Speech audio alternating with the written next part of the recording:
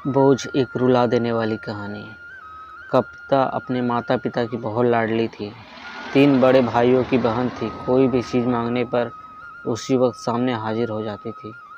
पूरे घर में रौब था उसका। पूरा परिवार नौकरों पर राजकुमारी की तरह हुक्म चलाती थी कविता।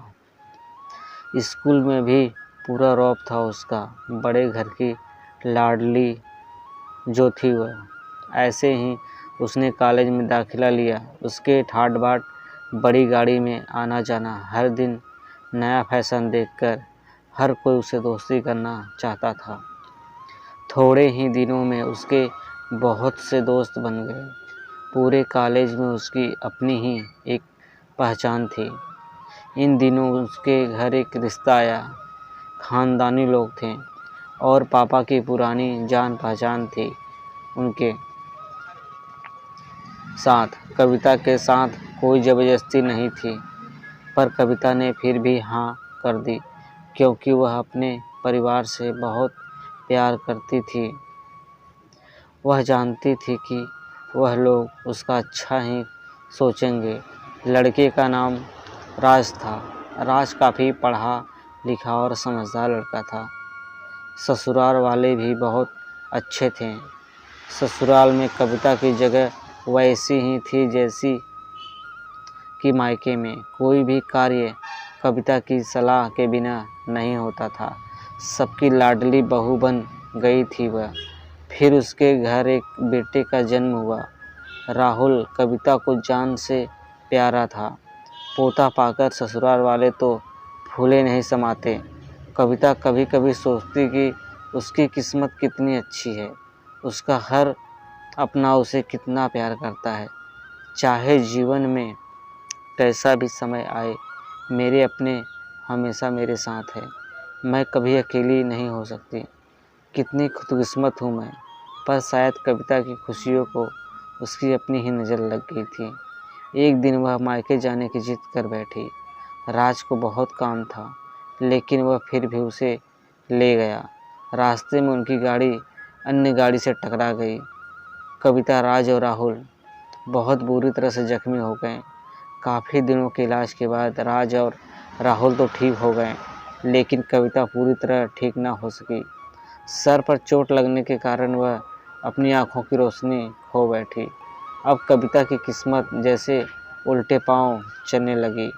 मायके वाले कुछ दिनों तक उससे मिलने आते रहे। फिर कभी कभार फ़ोन ही करके पूछ लेते कि अब कैसी हो। धीरे धीरे ये सिलसिला भी कम हो गया। ससुराल वालों की सहानुभूति भी कम होने लगी। घर में किसी को पास बैठने के लिए कहती तो जवाब मिलता, बहुत काम है, अब तुम भी हाथ नहीं बटा सकती। राज भी चिड़चिड़ा हो गया था।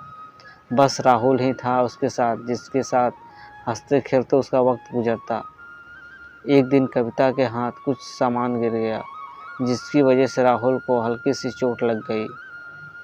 कविता के सास ससुर ने राहुल को उससे अलग कर दिया कि कहीं उसके ना देखने की वजह से बच्चे का कोई नुकसान ना हो जाए। कविता अंदर से टूट चुकी थी। एक दिन उसने सबके सामने मायके जाने की इच्छा रखी तो राज उसे तुरंत मायके छोड़ आया, जैसे कि वह भी यही चाहता था। लेकिन राहुल को उसके साथ नहीं भेजा गया। कविता कभी राहुल से दूर नहीं रही थी, पर अपनी कमी के कारण उससे ज़्यादा बहस नहीं की। कविता को लगा कि वह 3-4 दिन वहाँ रहेगी तो थोड़ा हवा पानी बदल जाएगा, क्योंकि वह कितने दिनों से कहीं भी बाहर नहीं गई थी।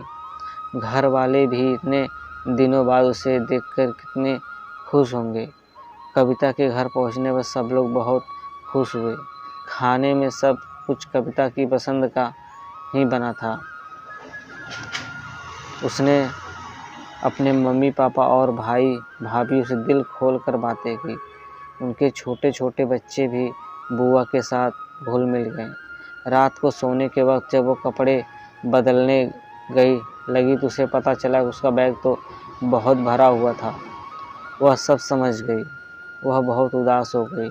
कुछ दिनों तक तो सब ठीक रहा, फिर जैसे सब बदलने लगा।